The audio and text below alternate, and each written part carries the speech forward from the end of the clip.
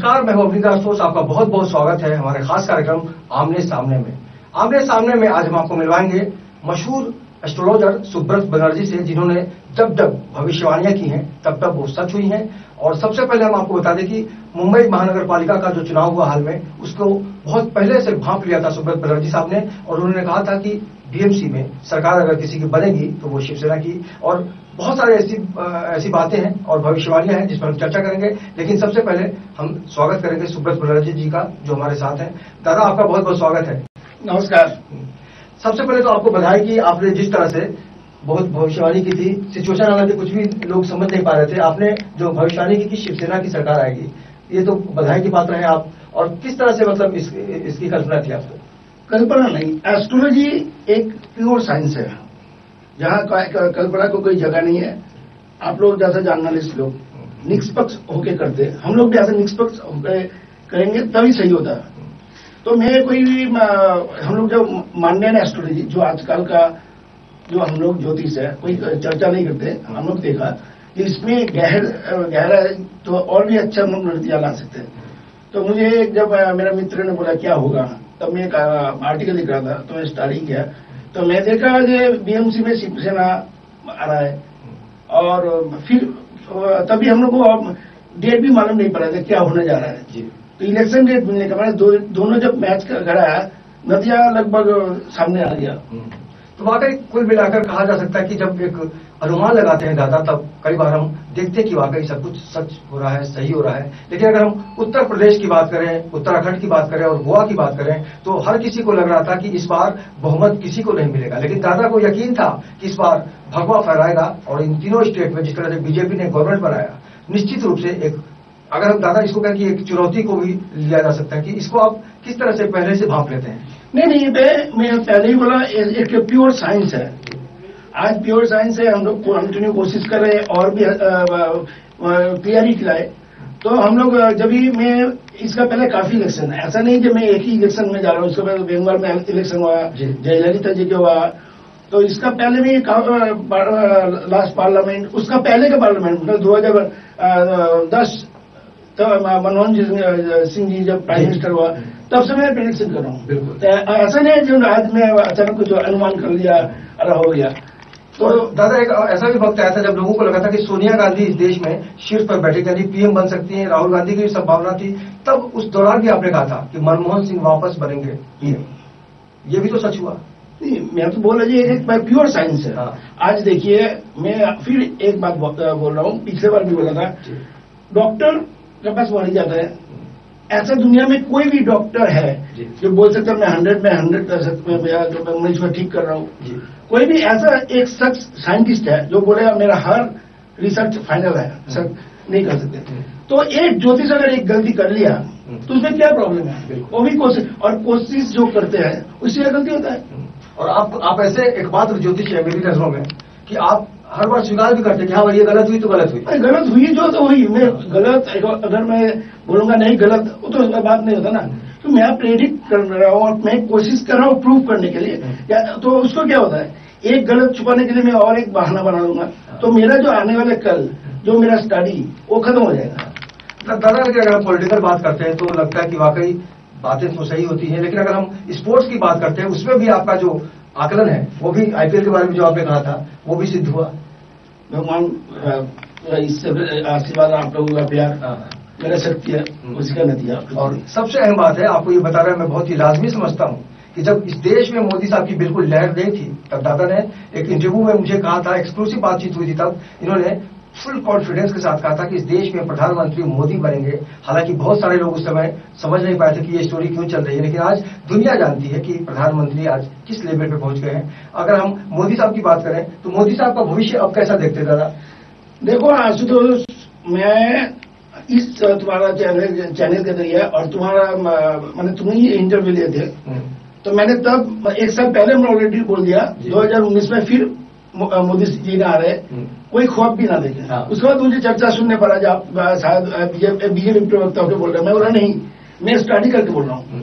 आज यूपी में लहराने के बाद सब बोल रहा है बीजेपी नरेंद्र मोदी 19 में हो रहा है, मगर ये तो हम लोग 19 में ऑलरेडी एक साल पहले डिक्लेयर ही किया। जी। और पश्चिम बंगाल में भी जो स्थितियां बनी थी उस पर भी आपकी बहुत सारी नजर थी, आपसे बहुत सारे लोग गाइड भी कर लेते हैं दादा। पॉलिटिकल लोग तो आते ही है, ऐसे भगवान ने ज्यादा फॉरेन से भी काफी है, ये अलग बात होता है। तो गाइड तो सब लेने मैं कोशिश करता हूँ 100% सर। आप आज की तारीख में गुरु बिन ज्ञान नहीं मिलता लोगों को, लेकिन अगर हम गुरु जी की बात करें यानी सुब्रत बनर्जी साहब की बात करें तो बहुत सारे लोग इनके मार्गदर्शन में काम करते हैं। अमित शाह जी भी आपसे गाइड लेते हैं दादा, उस बारे में उनका किस तरह का रवैया रहता है आपके खिलाफ? नहीं नहीं, ये सब बात इधर इधर एस्ट्रोलॉजी जो बात हो रहा है उसमें हम लोग जाएंगे। नहीं, अमित शाह का जो कुंडली है इतना स्ट्रांग था, जब मैंने इससे पहले बार मिला था मैं तभी मालूम हुआ था ये बंदा इंडिया का एक बड़ा हस्ती हो सकता है। तो मैं प्रार्थना किया, मेरी कोशिश की मेरी तरफ से, और आज इंडिया में सबसे प्राइम मिनिस्टर के बाद अगर कोई शख्स है अमित जी, मगर उसका जो लगा, उसने जितना डेडिकेटेड है खुद का काम पे और जितना सच्चा से काम कर रहा है, मैं काफी मैं और हर पार्टी का लीडर लोगों से मिलता हूँ, मैं इतना सच्चा नहीं देखा नहीं। तो ये दादा का आकलन है कि वाकई अमित शाह जैसे लोग अगर पॉलिटिक्स में आते हैं तो बहुत ही ज्यादा समर्थ होकर उभरते हैं, और ये दुनिया मानती है कि वाकई आज नरेंद्र मोदी हों या फिर अमित शाह जी हों या फिर उनके आसपास के जो भी लोग हैं बहुत ज्यादा प्रभावशाली ढंग से आज पूरे दुनिया में अपनी छवि बना रहे हैं। लेकिन अगर हम दाऊद इब्राहिम की बात करते हैं तो इस देश में कई लोगों ने कोशिश की कि उनको लाने की एक शुरुआत की जाए, लेकिन दादा ने 2012 के पहले उनको लाने की बात पर हमेशा कहा है कि वो 2012 के पहले नहीं आ सकता। अभी क्या चांसेस देख रहे हैं? देखिए, मैं पिछले फिर मैं एक आर्टिकल लिखा था जिसमें मैंने देखा ये दाऊद इब्राहिम 2019 में जब शनि धनु में तीसरा चरण में चला जाएगा तभी वो वापस आना है, इस बार उसको लाना है, वो इंडिया लाएगा।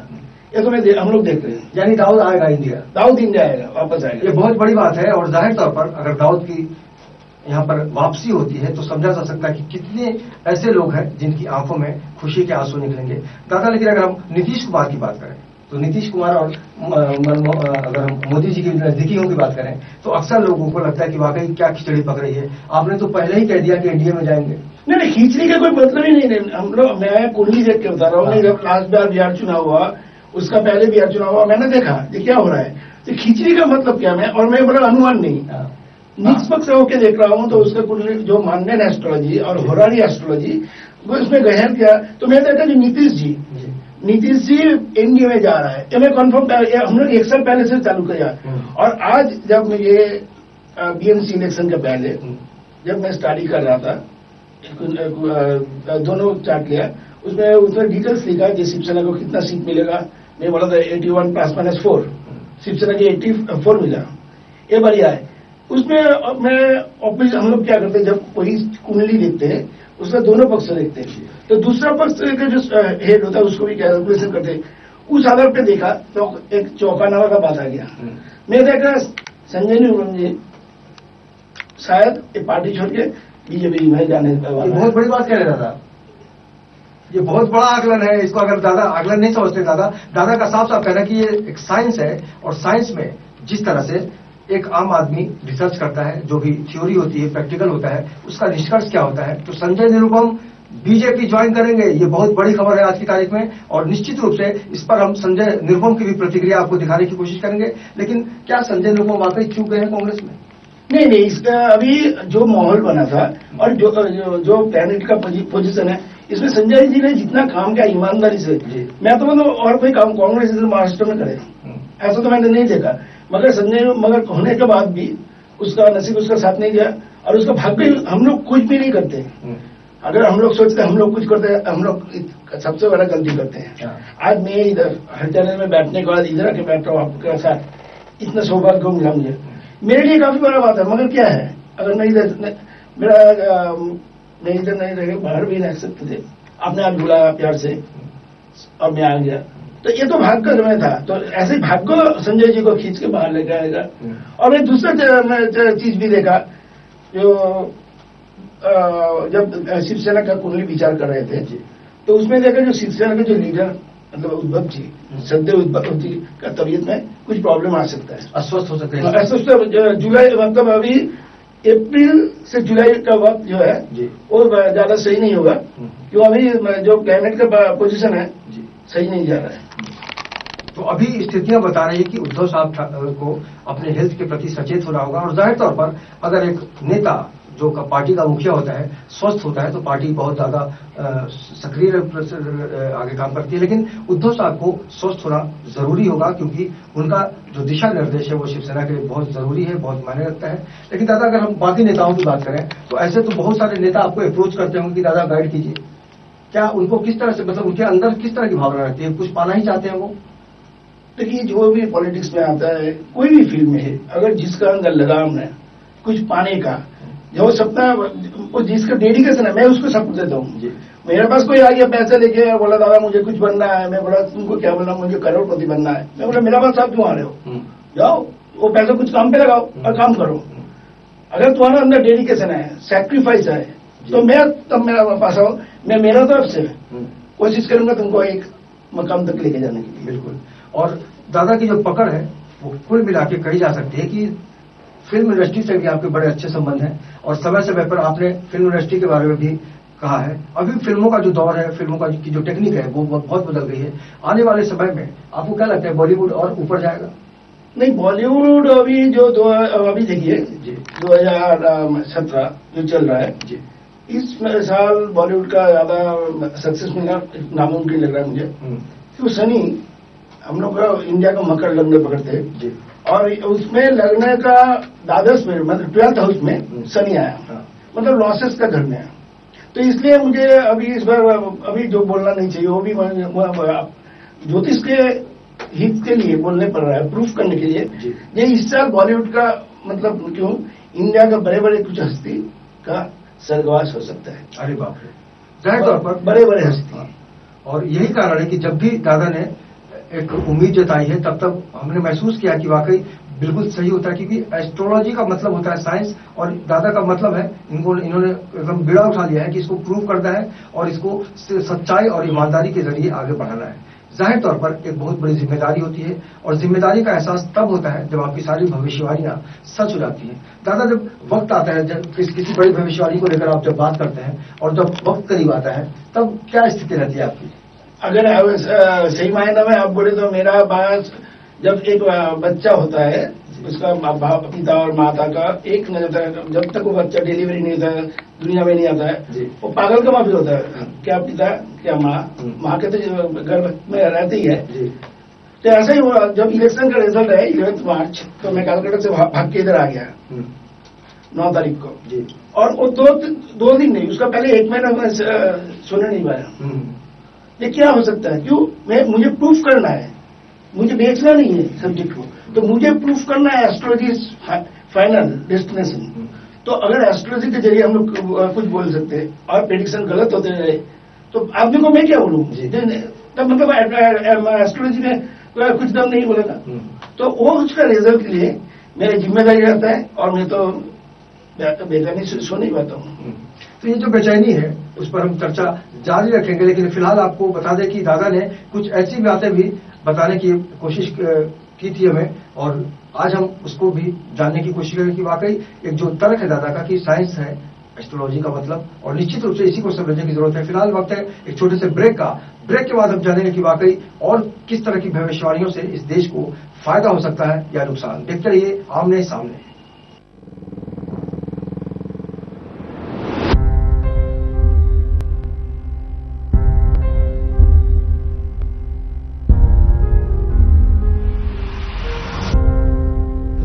हो सकती ना, तो किसी की नहीं हो सकती।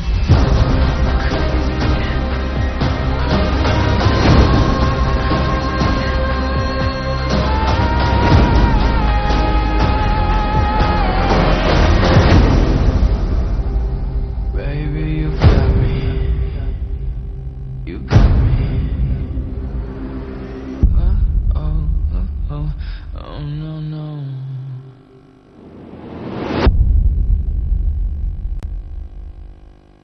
ब्रेक के बाद आपका बहुत बहुत स्वागत है। मैं हूं अवनींद्र राजपूत, आप देख रहे हैं हमारे साथ आमने सामने, और हमारे साथ आज हमारे मेहमान हैं मशहूर एस्ट्रोलॉजर सुब्रत बनर्जी। जाहिर तौर पर इनकी भविष्यवाणियों ने इस देश को अलग तस्वीर दी है।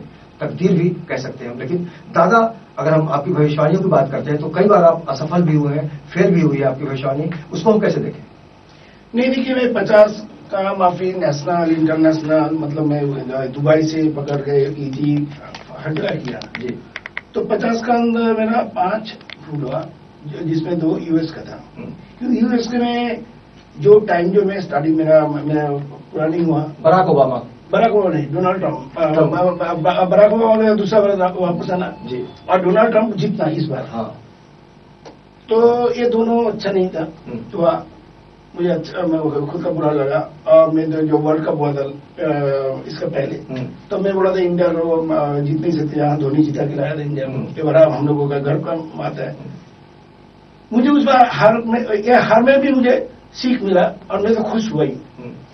और एक शख्स है जिसका भविष्य बानी किया 2 ओवर मगर गलत हुआ, वह हमारा सलमान भाई। उसका नसीब इतना अच्छा है जो कहीं से भी नहीं कहीं से पास हो जा रहा है। अच्छा है उसके लिए भी। और मैं कोशिश करूंगा आने वाले कल में और भी एक्यूरेट करने का, 100% देने के लिए। देखिए 90% का लगभग मेरा कोशिश है और सही आया। बिल्कुल। आनंदीबेन पटेल जब गुजरात की सीएम थी तब जून में उन्होंने भविष्यवाणी सुनी थी। दादा ने कह दिया था कि भाई कुर्सी जो है खतरे में है। जुलाई में उनकी कुर्सी चली गई। ये तो बहुत झटका लगा उनके लिए। हाँ, ये मैंने झटका लगा और मुझे तो अच्छा लगा। मुझे एक जब मित्र बोला ये क्या दादा आपने क्या फेसबुक पे आपने डाल दिया आनंदीबेन का कुर्सी आ रहा है जी। मैं बोला देखो मैं कोई मुझे शख्स पूछा तो मैं उसका स्टडी किया, तो मैं देखा जब सीएम का कुर्सी आनंदीबेन है और कोई भी है मुझे देखने का नहीं था। तब जब मैं देखता हूँ तब मैं कोई फिगर नहीं देखता हूँ। अगर जब आज वेस्ट बंगाल का जो सिनारियो है, बीजेपी ऑल ओवर इंडिया में इतना दबा रहे हैं, 19 में जो इलेक्शन उसके बारे में अगर अभी से बोलेंगे तो मैं बता सकता हूँ जो क्या हो सकता है। Next PM Modi ji confirm 100%। तो बिल्कुल मोदी भक्तों के लिए खुशखबरी है कि दादा साहब बोल रहे हैं कि मोदी साहब फिर से इस देश को नेतृत्व देंगे और एक पीएम के तौर पर देश को अलग गति से आगे बढ़ाने की कोशिश करेंगे। आशुतोष भाई जी, मोदी भक्त लोग मुझे भी मोदी भक्त समझ रहे। नहीं, बिल्कुल बिल्कुल। आप तो निष्पक्ष होकर सबके लिए काम करते हैं, चाहे वो नीतीश कुमार हो। आपने जब जयललिता और ममता की बात की थी वो भी सच हुई। तब तो आपके ऊपर कभी कोई आरोप लगाने की अगर कोशिश करे तो कैसे जवाब देंगे आप? वही बात है। कभी कभी आदमी सोच रहे थे ये आदमी जब बोल रहे हैं तो बीजेपी का फेवर में जा रहा है तो बीजेपी के लेकर बोल रहे हैं, तो ऐसा होना नहीं चाहिए ना। क्या होता है उसमें, क्या होगा आदमी को जो आदमी कर रहा है स्टडी कर रहा है तो इस स्टडी को उसको भी अच्छा नहीं लगेगा ना। तो मैं जो चाहता हूँ जो मेरा और जो ज्योतिष मित्र है सब लोग पब्लिक को ऐसा मांग लिखा है कालसर पर बोल के धंधा न करके और भी थोड़ा खुद जान ले एस्ट्रोलॉजी क्या है, खुद जान बुझ के जो एक आदमी का भविष्य लेके खेलना खतरनाक है। बिल्कुल जो आज जो चल रहा है हर जगह हम लोग भी चल रहा है। आज हम लोगों का शर्म आता है जब बोलता हूँ मैं एस्ट्रोलॉजर हूँ। जो शास्त्र 5000 साल पुराना है अब कोणार्क चाहिए। अब हमारा ज्योतिष का कोई भी बराबर है जो बराहमीर था खना था उसका पहले आर्यभट्ट, आज जो पिथागोरस थ्योरी हम लोग स्टडी कर हम लोग इंडिया से गए ना। आज जो ज्योतिष जो मैथमेटिक्स तो वो टोटल था इंडिया का। आज क्या हुआ, आज आप बोलो क्या बोल क्या मेन ह्यूमन रिच्यूज मैं बोला तो बारे में कुछ खुद करके मालूम नहीं है। बोले नहीं मेरा अंक सही नहीं है तो उसलिए ऐसा नहीं हो रहा। 2-3 दिन पहले मैं कहीं बैठे थे, एक आदमी आया मेरे पास बैठा, मेरा एक मित्र अचानक बोला दादा आपका नाम में एक ए लगा दो। मैं बोला भाई बोला नहीं आपका नाम भी एक नाम और आप चमक जाएंगे। देखो भाई मैं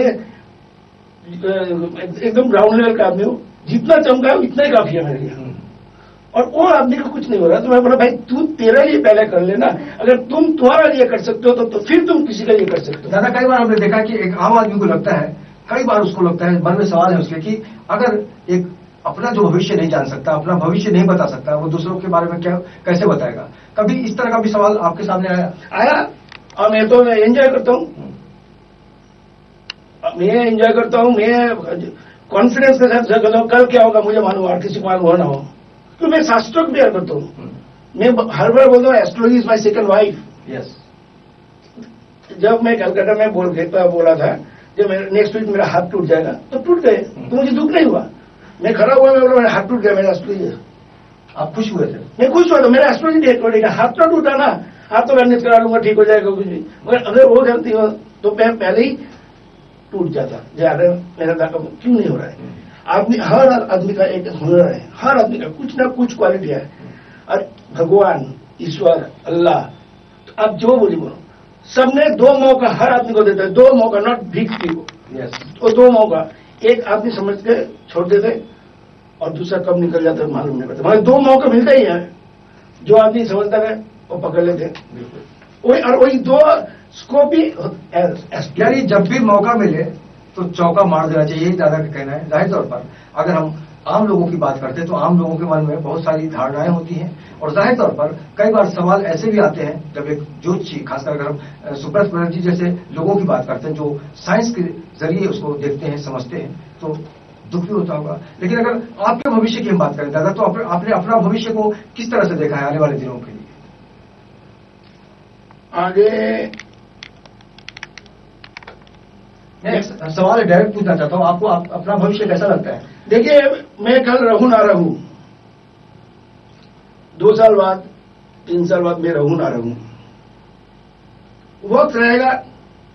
और मैं आने वाले 80 साल बाद भी जो सब बच्चे जीते, जब ये जन्म ले रहे उसके अंदर जीते रहूंगा, और मेरा एस्ट्रोलॉजी रह के जाएगा हर आदमी का दिमाग में। ऐसा एक मकाम में मैं जाऊंगा, मैं अगर नहीं भी रहूं, मेरा एस्ट्रोलॉजी रह जाएगा।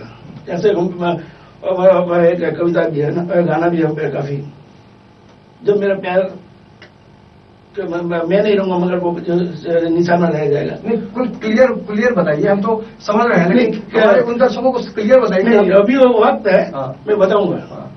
इतना मैं बोला, मुझे आने वाले कल में मैं मेरे एस्ट्रोलॉजी के जरिए आप लोगों का बीच 100 साल रहने की कोशिश करूंगा। जाहिर तौर पर इनकी भावनाओं को अगर समझा जाए तो इनका कहना है कि मैं रहूं ना रहूं, मेरा काम बोलेगा। जाहिर तौर पर इन्होंने बहुत सारे लोगों की मदद की है, और कई बार तो अचंभा होता है कि जब एक डॉक्टर, जब एक हॉस्पिटल किसी को रिजेक्ट कर देता है, तब दादा की दुआओं से उस इंसान को जिंदगी मिलती है। कई लाइलाज बीमारियों को भी इन्होंने अपनी दुआओं से ठीक किया है। दादा, इस तरह के जो लोग आते हैं, जो लाइलाज हो जाते हैं, जिंदगी की भीख मांगते हैं हॉस्पिटल में, डॉक्टर के पास, आप ठीक कर देते हैं, तो कई हमने घंटे। मैं ठीक नहीं करता, इतना बड़ा गलत बात हो जाएगा, वो ढोंगी बाबा वाला बात हो जाएगा। मैं उसको बोलता हूँ हौसला रखो, हौसला से बड़ा कुछ नहीं है। और मैं भगवान को बोलता हूँ, भगवान इसको तुम्हारी जिम्मेदारी, इसको ठीक करो। इतना ही मैं दुआ करता हूँ। मैं अगर चेंज कर सकता था तो मैं क्यों दुनिया को, मैं खुद क्यों नहीं करता था? मैं भगवान से प्रार्थना करता था। आपको इस देश में बहुत सारे नेता जानते हैं, आप देश के अलावा विदेशों का भी दौरा करते हैं। इस देश में हमने सुना दादा कि कई बार आपको बड़ी बड़ी पदवी ऑफर की गई, बड़े बड़े ऑफर आए कि भाई आप राज्यसभा में आ जाओ या आप ये पोस्ट ले लो, तब किस तरह से आप अपने आप को? नहीं, मैं सोचता हूँ, मैं जानता हूँ, मैं सबको बोलता हूँ लक्ष्य 1 करो। मैं बोला मुझे इंडिया का टॉप एस्ट्रोलॉजर नहीं, वर्ल्ड का टॉप होकर बनना है और कुछ नहीं। आने वाले 5 साल बाद जैसे हम लोग बोलते बरामी खाना और भी जो नाम हम लोग आज जोड़ते हैं, नोस्ट्राडामस, अरे नोस्ट्राडामस का तो 60% भी ठीक सही नहीं हुआ, तो मैं तो 90% अभी किया, और आगे तो 2-3 साल में तो और भी 100% करके निकल जाऊंगा। तो क्यों कल मुझे क्यों वक्त क्यों मुझे भूल जाएगा? नोस्ट्राडामस से याद रखा था। बिल्कुल, काम जब आदमी अच्छा करता है तब उसका दाम तो होता ही है, लेकिन उसकी अगर हम भावनाओं की बात करें, उसके रिजल्ट्स की अगर हम बात करें, तो दुनिया वाकई उसको सलाम करती है। और जाहिर तौर पर दादा कोलकाता में रहते हैं, मुंबई इनका लगातार आना जाना होता है। देश के अलग अलग हिस्सों में, कभी ये जंगलों में, कभी गुफाओं में, कभी पहाड़ों पर अक्सर पाए जाते हैं। दादा, आप जहां भी जाते हैं वहां आप किस मकसद से जाते हैं? अगर हम पहाड़ों की बात करें, गुफाओं की बात करें। ये पर्सनल है। मैं जाता हूँ एकांत, खुद को कभी कभी रेस्ट देना जरूरत है हर आदमी को। हो सके तो पहाड़ में जाने की जरूरत नहीं, गोवा में जाकर, मगर ऐसा कहीं 2 दिन के लिए भी जाना चाहिए, महीना में, साल में, जहां और कोई आपको डिस्टर्ब नहीं करेगा, आप खुद को पहचान सकेंगे, वक्त मिलेगा आपको खुद का साथ बात करने का। हम लोगों का शहरी दुनिया में खुद का क्या, आप घर का किसके साथ बात करने का, हम लोग खुद को पहचानते नहीं है। बिल्कुल, तो वो 2 दिन खुद को पहचानने के लिए जरूरत है। जीडीपी रेट पर भी आपने कुछ अपनी भविष्यवाणी की पिछले दिनों की थी। हाँ, जो जीडीपी रेट में 2000 मैंने किया और 2017 का जीडीपी 7.1 ऐसा कुछ है। आने वाले कल में जीडीपी रेट और भी अच्छा रहेगा। मगर जो चाइना में लास्ट साल बोला था अर्थ को एक होगा, अगस्त में वो हुआ, में जीडीपी रेट गिरा 6.5 हुआ और ब्रेक्सिट हुआ था, वो भी बना था। अब जो इंडिया के लिए खुशखबरी मैंने स्टडी किया वो है हम लोग एनएससी मेंबरशिप हम लोग को मिलने वाले, और मैं दावा कर रहा हूँ जो इंडिया का सबसे बड़ा खुश का दिन होगा। जैसे मैं बोला था जीएसटी पास होगा तो हुआ, उसके बाद एनएससी भी हम लोगों को जल्दी मिलने वाला है। बहुत बड़ी बात है वाकई। और दुनिया में भारत जिस तरह से अपनी छवि को मजबूत करता जा रहा है, दादा हम क्या कहें कि वाकई हम महाशक्ति के रूप में उभर जाएंगे दुनिया भर में। मैं तो बोला था 2012 का बाद इंडिया जी वर्ल्ड नंबर 1 का रेस में जा रहा है, और 12 में कांग्रेस निकल गए। मैं कांग्रेस का इसलिए नहीं बोला, एक ऐसा लीडर मिल गया इंडिया को, नरेंद्र मोदी जी, जिसको मालूम है वो क्या करने जा रहे हैं, विजन क्या रहे हैं। हर आदमी को विजन क्लियर होना चाहिए, मैं क्या करने जा रहा हूं, जो दूर से दूर आने वाले कल देख सकते हैं। लेकिन राहुल गांधी के बारे में जब भी चर्चा होती है इस देश में, लोगों को लगता है कि वाकई राहुल गांधी जो है, अगर हम शीला दीक्षित के बयान को आपके सामने रखें तो उन्होंने कहा था कि अभी राहुल को और वक्त देना चाहिए क्योंकि अभी वो मैच्योर नहीं हुए हैं। राहुल का भविष्य क्या कहता है? नहीं, मुझे राहुल जी का मैंने जितना देखा, मैंने भी ऑल ओवर इंडिया में घूमता हूँ, मैंने भी कांग्रेस मतलब स्टडी किया, मुझे राहुल का अंदर कोई भविष्य नहीं देखा, मैंने नहीं देखा, ऑनेस्टली कहता हूँ। पीएम नहीं बन सकते शायद। पीएम तो छोड़ दीजिए, मुझे उसके अंदर कोई कांग्रेस एक बड़े लीडर का जो हुनर होना चाहिए, उसका जो वो नहीं है, अच्छा आदमी हो सकता है, वो हम लोग कोई चर्चा का। आपने बोला पीएम का छोड़ दीजिए, कोई चर्चा।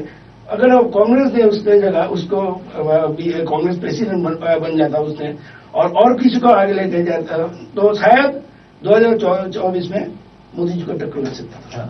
और कई लोग मजाक में कहते हैं कि राहुल गांधी को बीजेपी ज्वाइन कर लेना चाहिए, भविष्य उज्जवल हो जाएगा। नहीं, राहुल जी काफी अच्छा आदमी है, और हर आदमी के लिए पॉलिटिक्स नहीं होता है। बिल्कुल। और दादा अगर हम बात करें राष्ट्रपति पद की, तो आने वाले दिनों में एक नए राष्ट्रपति का चुनाव हो जाएगा और आडवाणी जी की चर्चा चल रही है। आपकी जो सोच है वो क्या कहती है, कौन होगा इस देश में राष्ट्रपति? नहीं, मेरे सोच के बात नहीं है, मैं डिक्लेयर किया काफी पहले, 1 साल पहले डिक्लेयर किया था। कोई महिला बनेगी? कोई महिला बनेगी, और आडवाणी मुरलीमन जोशी भी छोड़ ही दीजिए, पहले से छोड़ दीजिए प्रणब दा को। अब आने वाला वक्त जुलाई में राष्ट्रपति शासन चुनाव, तब मालूम पड़ेगा ना क्या हो रहा है। तो मुझे लग रहा है वेस्ट का कोई औरत, मतलब वेस्ट साउथ वेस्टर्न जोन है हम लोगों का, इधर का कोई औरत आने वाले कल में राष्ट्रपति बनने का, यानी एक और महिला इस देश में जाने पड़ा। राष्ट्रपति के तौर पर एक महिला को सम्मान मिलेगा। और जाहिर तौर पर जब जब इस देश में बदलाव आया है तब तब लोगों की सोच भी बदली है।